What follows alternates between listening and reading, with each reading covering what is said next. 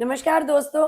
जैसा कि आप सब लोग जानते हैं कि हम हमेशा इनकम टैक्स और जीएसटी के कुछ रूल्स के ऊपर या किसी भी एक्ट के ऊपर हम काफ़ी सारी अपडेट्स आपके साथ शेयर करते हैं। आज जो मैं अपडेट शेयर करने जा रही हूँ, जैसा कि सभी लोगों ने, जो मेरे यंगस्टर प्रैक्टिशनर्स हैं, उन्होंने ज़रूर अपने आसपास ऐसा कोई भी नोटिस या ऐसा कोई भी एक डॉक्यूमेंट या notice which is issued by the department आपने ज़रूर देखा होगा। That is duplicate e-way bill issued against single invoice.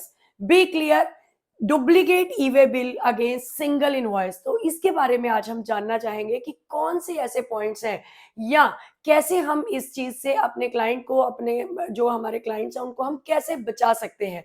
तो मेरे साथ ये वीडियो एंड तक देखें और जाने कि क्या क्या ऐसी चीजें और we get success in case Madras high court ने ये क्लाइंट के फेवर में इस केस को किया है, सप्लायर के फेवर में इसको किया है, तो ये भी हमारे लिए एक बड़ा बात बन सकती है। तो सभी लोग इस वीडियो को एंड तक सुने, ध्यान से सुने और मेरे चैनल को सब्सक्राइब करें ताकि ज़्यादा से ज़्यादा हम अपडेट्स के साथ आपके साथ आ सकें। और काफ़ी सारे लोगों ने कुछ क्वेश्चंस हमारे से किए, कुछ क्वेरीज किए, तो मेरा ऐसा मानना है और we definitely get appreciated through this.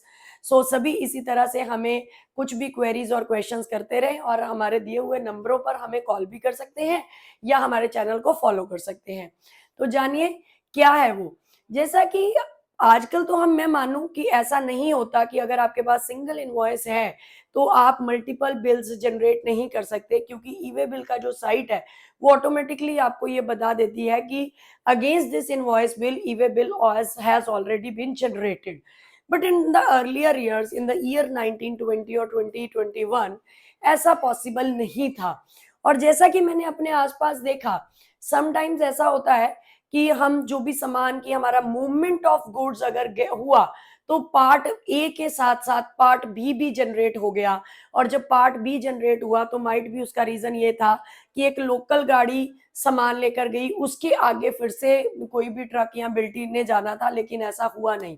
तो जो पार्ट बी है उसकी टाइम हमने एक्सटेंड नहीं किया। और earlier every supplier was not as much aware about this कि क्या ई-वे बिल है। उनको सिर्फ इतना समझ आता, दिस इज जस्ट एक डॉक्यूमेंट है कि हम मूवमेंट ऑफ गुड्स को हम दिखा सकते हैं। तो यहाँ पे एक बहुत अच्छी राहत मिल गई है। मद्रास हाई कोर्ट ने सप्लायर के फेवर में एक बात की है।